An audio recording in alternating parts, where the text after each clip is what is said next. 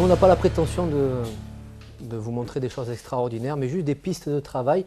Tant qu'à faire au karaté, si vous êtes karatéka, de toute façon, à la base, je l'ai créé spécialement pour les karatékas qui commençaient un peu à s'ennuyer et à stagner dans leur pratique. Parce qu'au début, la perfection technique, c'est très bien. On veut vraiment atteindre le point de pression, le truc, le machin, les points à la hanche, le pied comme ceci et pas comme ça. Alors, arrivé au bout d'un premier dan, deuxième dan, troisième dan, on a le point comme ceci, mais il faut le mettre comme ça. Surtout qu'on se rend compte après que finalement, la belle technique qu'on essaye depuis 10 ans, elle ne sort pas dans la rue, quoi.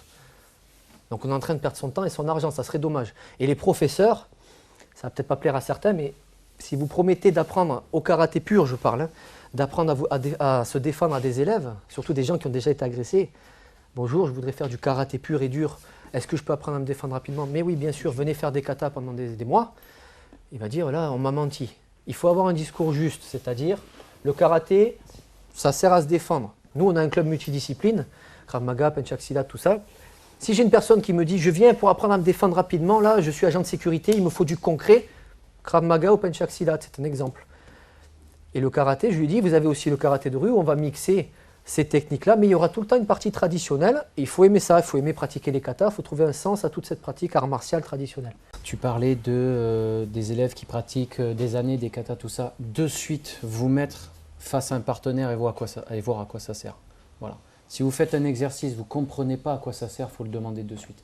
Et pas faire un exercice pendant 10 ans et puis se dire, bon, on me dit de faire ça, c'est la tradition, ou tu verras plus tard. Non, non, de suite. Et les premiers élèves qui arrivent doivent être les premiers servis tout de suite pour apprendre à se défendre. On est dans une époque, vous l'êtes vous-même, on est de plus en plus exigeant, on est dans une époque de consommation rapide, même dans les arts martiaux. Alors ça ne plaît pas trop aux professeurs. Parce que quand vous avez des personnes qui viennent vous disent oui, on est obligé de passer la ceinture jaune, on ne peut pas passer directement. On n'est pas au McDo, calme-toi, il n'y a pas de drive. Il faut prendre le temps d'apprendre, c'est cette idée.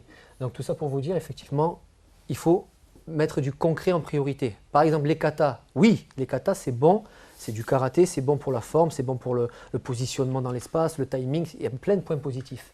En self-défense, c'est pas le top. On peut vous dire, il y a les bunkai, l'application des katas. Sauf qu'en général, on le voit à partir de ceinture marron. Ce qui fait pas mal d'années quand même. Donc, nous, non, on apprend un kata, automatiquement, on montre les techniques, à quoi ça peut servir, et on demande à l'élève de trouver ses propres bunkai parce que personne n'a la vérité universelle. On peut vous montrer des choses, mais ce n'est pas la science infuse. On peut se tromper, on est humain. Et vous pouvez trouver, ah tiens, c'est pas mal, tu as trouvé ça, ben écoute, on va l'intégrer dans la méthode, et ainsi de suite. C'est collégial, on essaie chacun de mettre sa pierre à l'édifice. Prenez tout ce qu'il y a de bon, ce que vous ressentez. Et jetez tout ce qu'il y a de mauvais. Non mais c'est ça. Ce que, par exemple, on va vous dire, non, non, non, sur telle technique, il va falloir faire tel truc, coup de pied au visage. Et si on a des soucis de santé, si on n'est pas souple, et si on est en jean et compagnie, ah mais non, il faut faire que ça. Non, non, on s'adapte, on voit. Prenez les principes qu'on vous a apportés. Frappez pas 10 fois dans les parties, c'est pas réaliste. 2 fois coup de genou, 2 fois tibia, et je me retrouve comme ça. Non. Faites le test déjà à la maison, vous rentrez, vous prenez un proche, vous faites ça, vous allez voir. Non, ça va être, oh, qu'est-ce qui t'arrive? Il a forcément une réaction. C'est ça qui va se passer.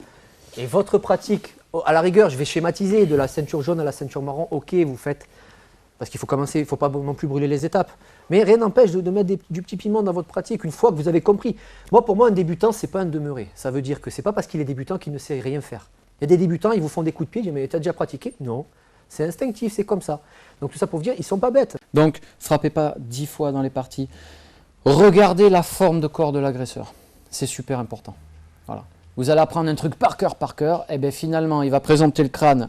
J'ai frappé sur un crâne, j'ai plus de phalange. J'envoie un coup de genou, j'ai envoyé une béquille qui n'est pas sur un point de pression, et l'agresseur, il est là.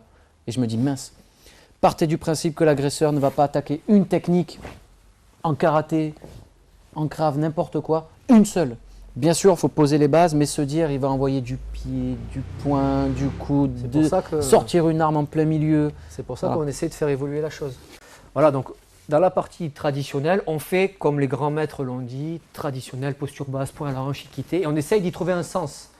On ose remettre en question les choses, oui, mais à un moment donné, parce que c'est peut-être des grands maîtres, mais ils ont peut-être fait des erreurs qu'on reproduit à travers les siècles et à travers les années et d'élève en élève. Et si c'est une erreur et qu'on s'en rend compte humblement, tiens, c'est bizarre, peut-être que dans la rue, le point à la hanche, c'est un peu démodé.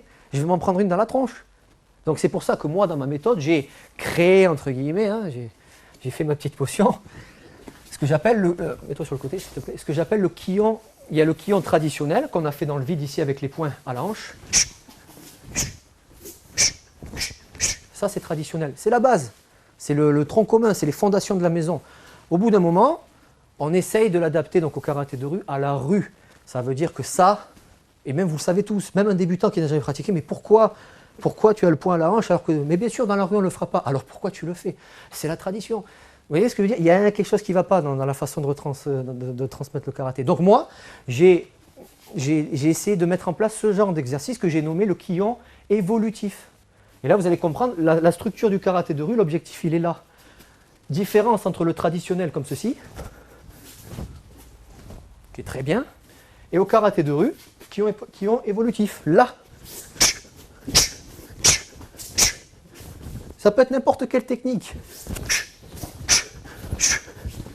Tout le temps. Pourquoi? Parce qu'en self-défense, on nous apprend d'avoir une garde et pas un équité ici. Ça a des explications. Ça compense le mouvement des hanches. On envoie côté gauche, droit pardon, pour envoyer mieux côté gauche. Ça peut être des explications en Kyosho-jitsu. D'accord? Enfin, je ne m'étale pas, mais il y a des explications. Mais dans la rue, ça va être comme ça. Donc ça, c'est très important. Ça peut être adapté au coup de pied. Traditionnellement, attention, je ne veux pas mettre tout le monde dans le même panier. Hein. Ils ne font pas tous comme ça, mais généralement, au karaté traditionnel, c'est ça. Garde basse, comme ceci. Le truc, c'est que, déjà, ça, c'est une plus-value énorme.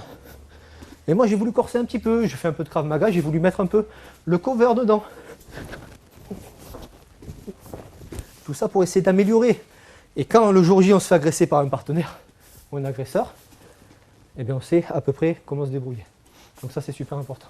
Donc en gros, voilà, au karaté de rue, 3 parties, traditionnel, évolutif, celle défense urbaine. Donc là, vous avez vu un peu le concept global. Ça paraît un peu fouillis au départ parce qu'il y a beaucoup d'éléments, mais c'est très structuré. C'est crescendo. Et l'ossature, la colonne vertébrale de la méthode, ce n'est pas la perfection technique, c'est le réalisme. Et par-dessus, on greffe les techniques du karaté avec d'autres choses, la garde haute, et ainsi de suite. Bref, il y a de quoi s'amuser, quoi.